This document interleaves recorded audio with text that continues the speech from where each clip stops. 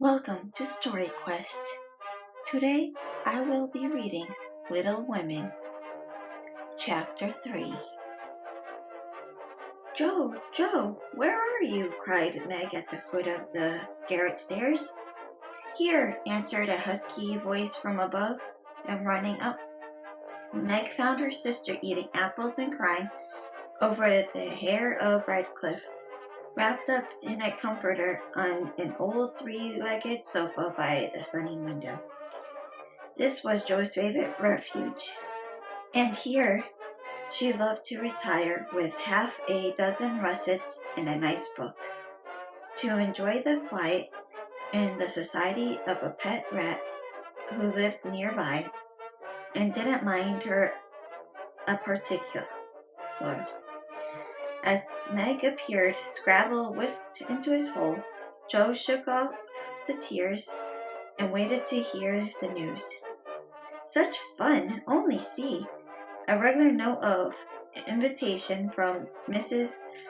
Gardner, waving the precious paper, then proceeding to read it with girlish delight. Mrs. Gardner would be happy to see Miss March and Miss Josephine at a little dance on New Year's Eve. Marmee is willing we should go. Now what shall we wear? What's the use of asking that, when you know we shall wear our poplins, because we haven't got anything else, answered Joe with her mouth full. If I only had a silk, sighed Meg. Mother says I may when I'm 18 perhaps, but 2 years is an everlasting time to wait. I'm sure our pops look like silk, and they are nice enough for us. Yours is as good as new, but I forgot the burn and the tear in mine. What shall I ever do? The burn shows badly. I can't take any out. You must sit still all you can and keep your back out of sight. The front is all right. I shall have a new ribbon for my hair, and Marmee will lend me her little pearl pin, and my new slippers are lovely, and my gloves will do, though they aren't nice as I like. Mine are spoiled with lemonade, and I can't get any new ones, so I shall have to go without, said Joe, who never troubled herself much about dress. You must have gloves, or I won't grow, cried Meg decidedly. Gloves are more important than anything else. You can't dance without them, and if you don't, I should be so mortified. Then I'll stay still. I don't care much for company dancing. It's not fun to go sailing around. I like to fly about and cut capers. You can't ask Mother for new ones. They are so expensive, and you are so careless.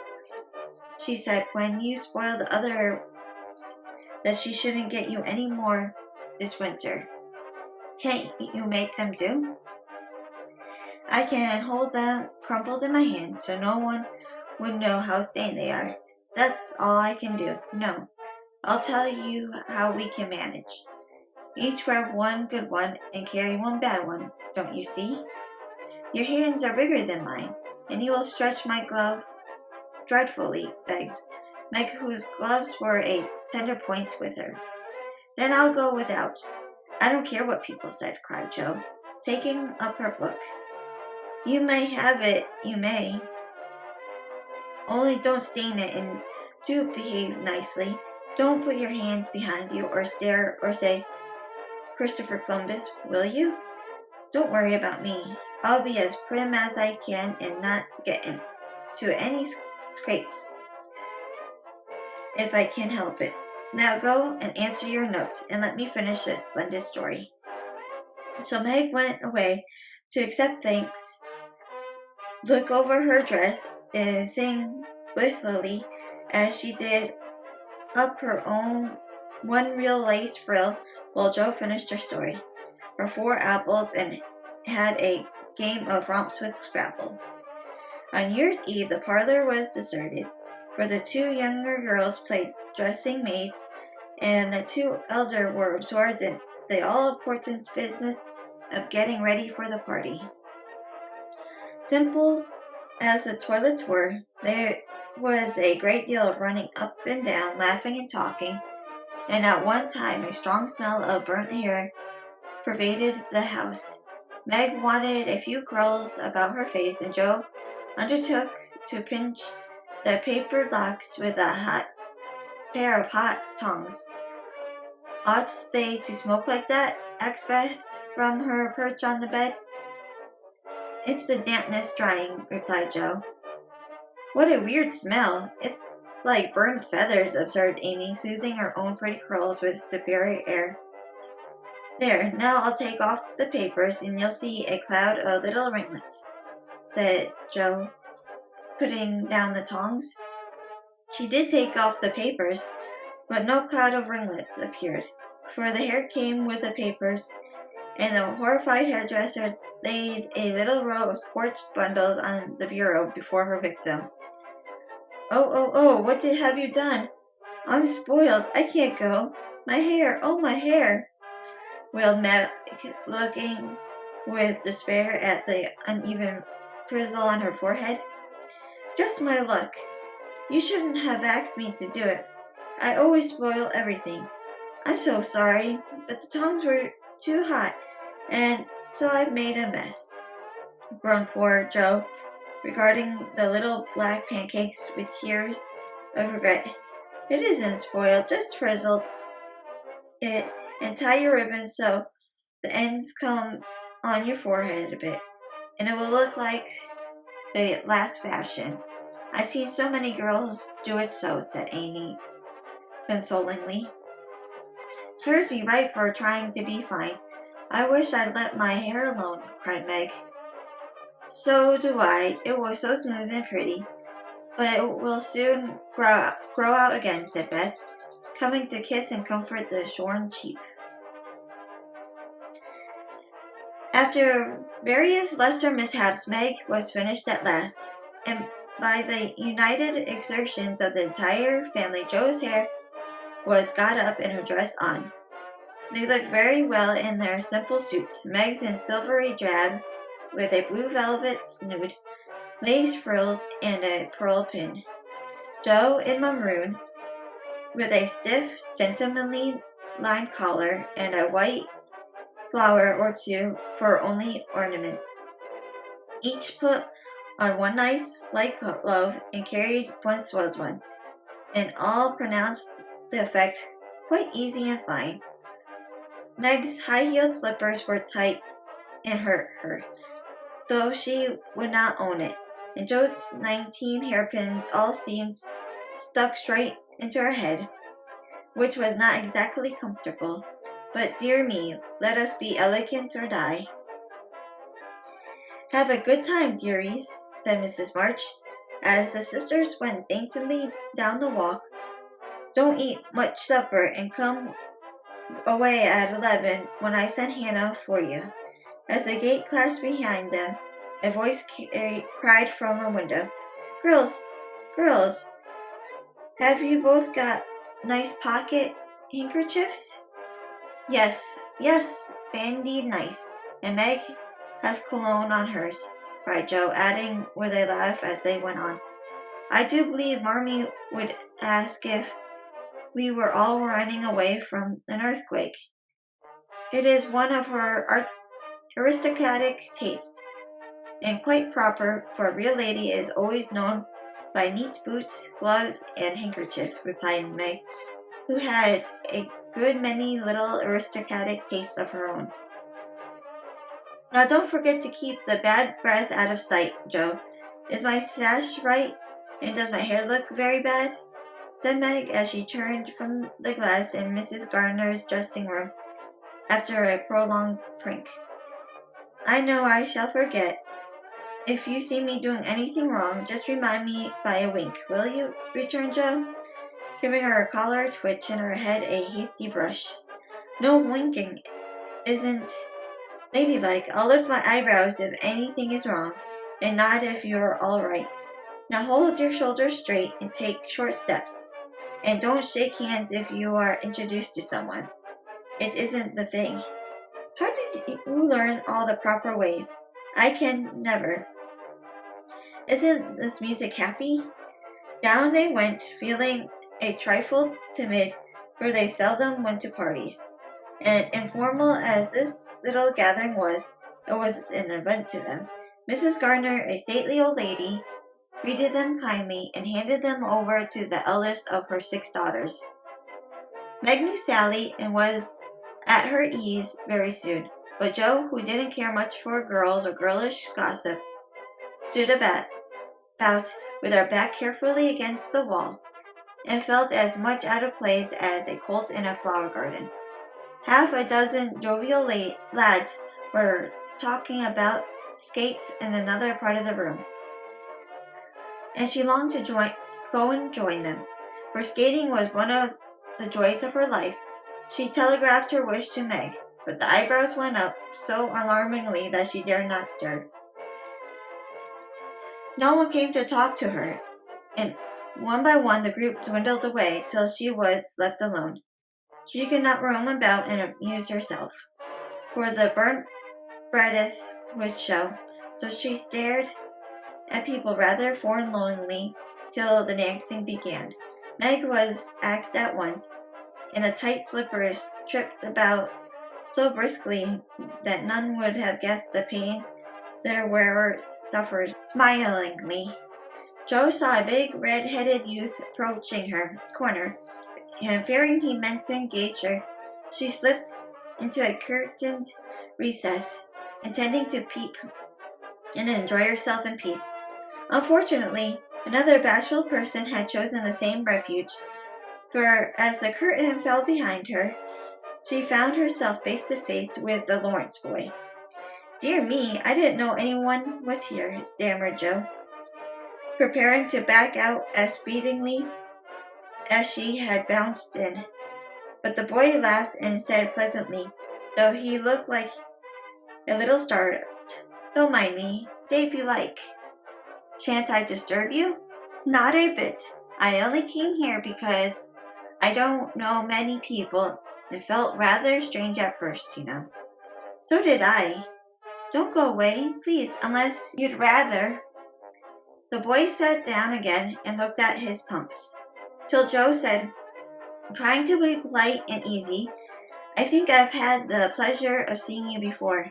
You live near us, don't you?" "Next door," and he looked up and laughed outright, for Jo's prim manner was rather funny when he remembered how they had chatted about cricket when he brought the cat home.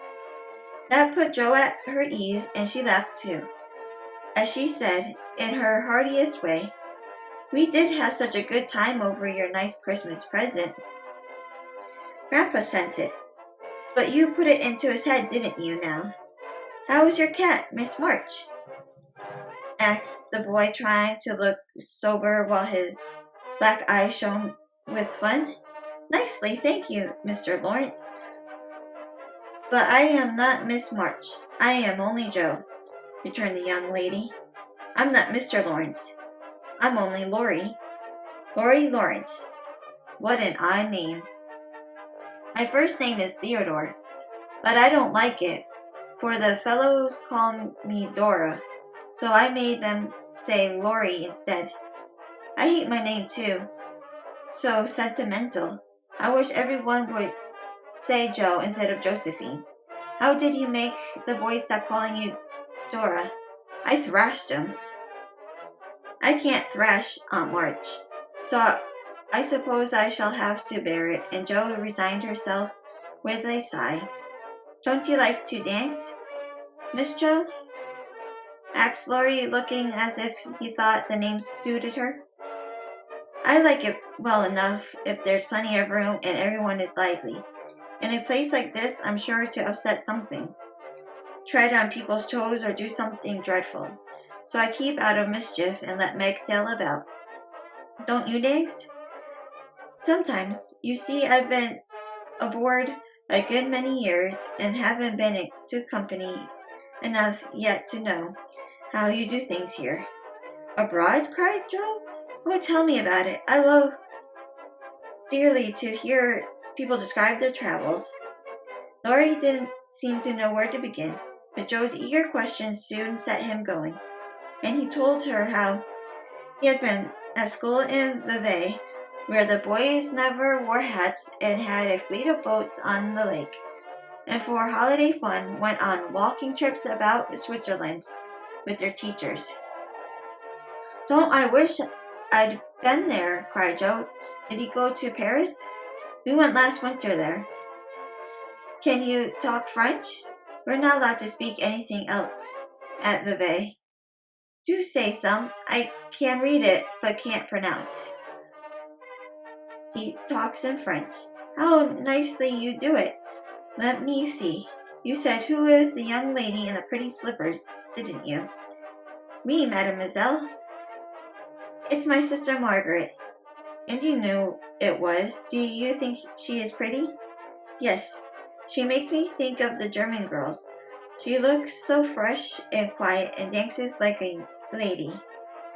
Joe quite glowed with pleasure at this boyish praise of her sister, and stored it up to repeat to Meg.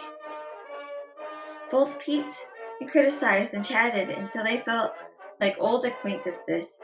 Laurie's bashfulness soon wore off, for Joe's gentlemanly manner amused him and put him at ease, and Joe was her merry self again, because her dress was forgotten and nobody lifted their eyebrows at her. She liked the Lawrence boy better than ever and took several good looks at him, so that she might describe him to the girls, for they had no brothers, very few male cousins, and boys were almost unknown creatures to them. Curly black hair, brown skin, big black eyes, handsome nose, fine teeth, small hands and feet, taller than I am, very polite for a boy and altogether jolly. Wonder how old he is. It was on the tip of Joe's tongue to ask, but she checked herself in time, and with an unusual tact, tried to find out in a roundabout way. I suppose you're going to college soon. I see you pegging away at your books, studying hard. And Joe blushed at the dreadful pegging which had escaped her. Laurie smiled, but didn't seem shocked, and answered with a shrug, Not for a year or two. I won't go before 17 anyway. Aren't you but 15? Asked Joe, looking at the tall lad, whom she imagined 17 already. 16 next month. How I wish I was going to college. You don't look as if you'd like it. I hate it. Nothing but grinding or skylarking, and I don't like the way fellows do either in this country. What do you like? To live in Italy and enjoy myself in one way. Joe wanted very much to ask what his own way was, but his black brows looked rather threatening as he knit them. So she changed the subject by saying as her foot kept time, That's a splendid polka. Why don't you go and try it? If you will come too, he answered with a gallant little bow. I can't, for I told Meg I wouldn't because... There Joe stopped and looked undecided whether to laugh or to cry. Because what? You won't tell? Never. Well, I have a bad trick of standing before the fire, and so I burned my frocks and scorched this one. And though it's nicely mended, it shows. And Meg told me to keep still so no one would see it. You may laugh if you want to. It is funny, I know. But Laurie didn't laugh. He only looked down a minute and expressed on his face puzzled Joe when he said very gently, Never mind that. I'll tell you how we can manage. There's a long hall out there, and we could dance grandly, and no one will see us. Please come. Joe thanked him and gladly went, wishing she had 2 neat gloves when she saw the nice pearl-colored ones her partner wore. The hall was empty, and they had a grand polka, for Laurie danced well and taught her the German step, which delighted Joe, being full of swing and spring. When the music stopped, they sat down on the stairs to get their breath, and Laurie was in the midst of an account of a students' festival at Heidelberg. When Meg appeared in search of her sister, she beckoned and Joe reluctantly followed her into a side room, where she found her on a sofa holding her foot and looking pale. I've sprained my ankle. That stupid high heel turned and gave me a sad retch.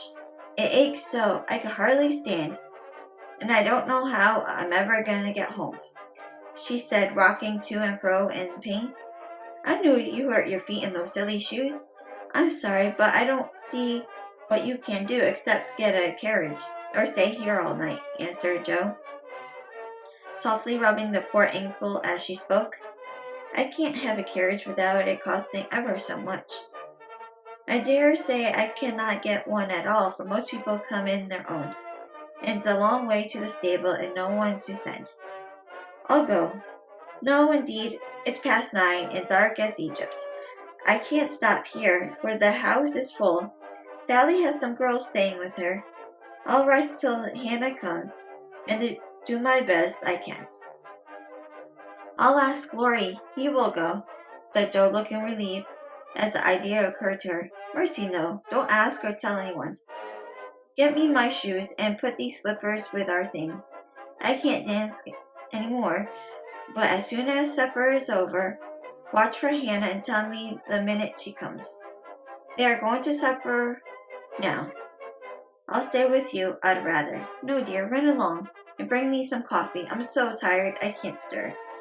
So Meg reclined with shoes well hidden, and Joe went blundering away to the dining room, which she found after going into the china closet and opening the door of a room where old Mr. Gardner was taking a little private refreshment.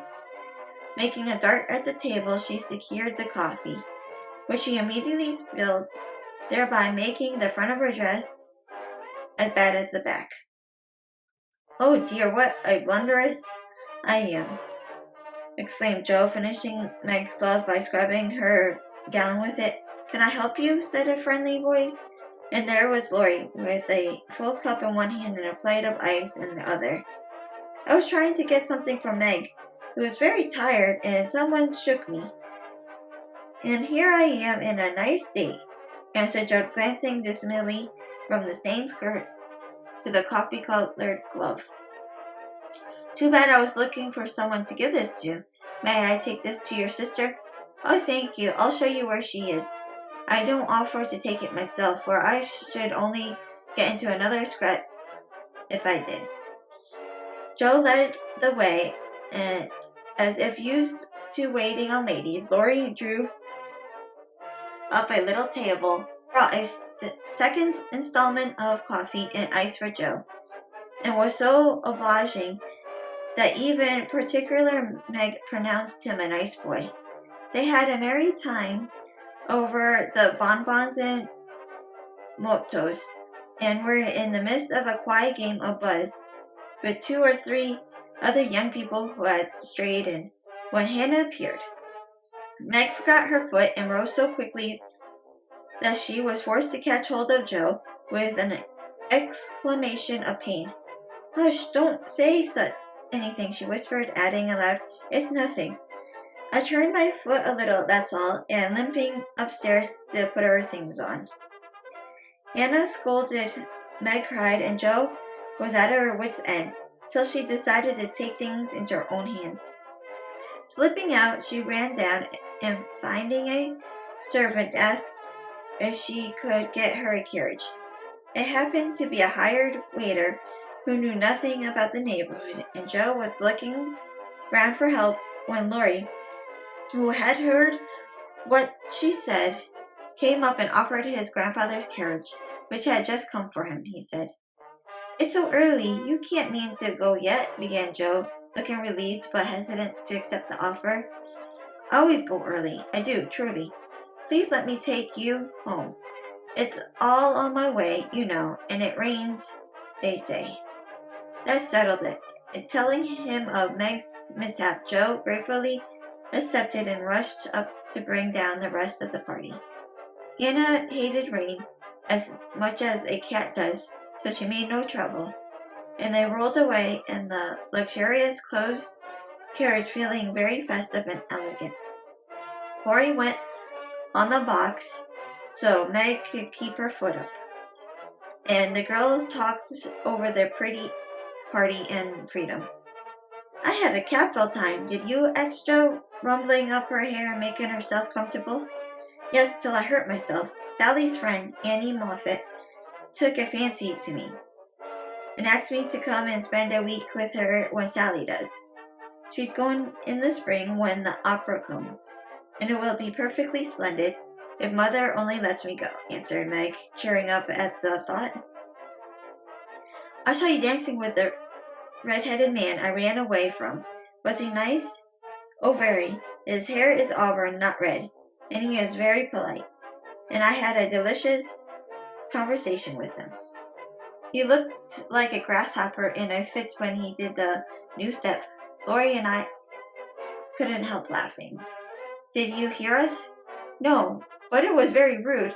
What were you about all that time hidden away there? Jo told of her adventures, and by the time she had finished, they were at home. With many thanks, they said good night and crept in, hoping to disturb no one. But the instant the door creaked, two little nightcaps bobbed up, and two sleepy but eager voices cried out, "Tell us about the party! Tell about the party!" With what Meg called a great want of manners, Jo had saved some bonbons for the little girls, and as soon as they subsided after hearing the most thrilling events of the evening, I declare, it seems like being a fine young lady to come home from the party in a carriage and to sit in my dressing gown with a maid to wait on me, said Meg as Jo bounded up her foot with arnica and brushed her hair. I don't believe fine young ladies enjoy themselves a bit more than we do, in spite of our burnt hair, old gowns, one glove apiece, tight slippers that sprain our ankles. We are silly enough to wear them, and I think Jo was quite right. Thank you for watching. If you had enjoyed this video, please like and share. If you have not done so already, please subscribe and hit that bell notification for future videos. Thank you. Bye.